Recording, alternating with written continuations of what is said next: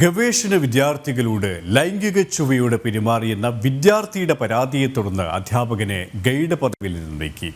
Kozhikode Farooq college മലയാള വിഭാഗം അധ്യാപകനും കാലിക്കറ്റ് സർവകലാശാല PhD അധ്യാപകനുമായ ഡോക്ടർ അസീസ് തരുവണ്ണയ്ക്കെതിരെയാണ് നടപടി.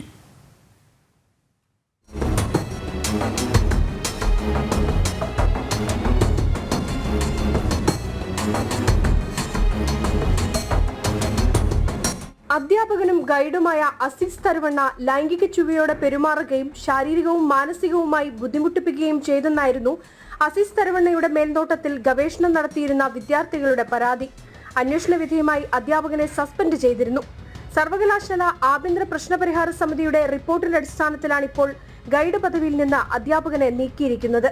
അധ്യാപകനിൽ നിന്ന് വിശദീകരണം തേടുമെന്നും മറുപടി തൃപ്തികരമല്ലെങ്കിൽ ഗൈഡ് പദവി തിരിച്ചു നൽകില്ലെന്നും VC വ്യക്തമാക്കി. 2015-16 ഒരു ദളിത് വിദ്യാർത്ഥിയും ഇയാൾക്കെതിരെ പരാതി നൽകിയിരുന്നു. ജനം, കോഴിക്കോട്.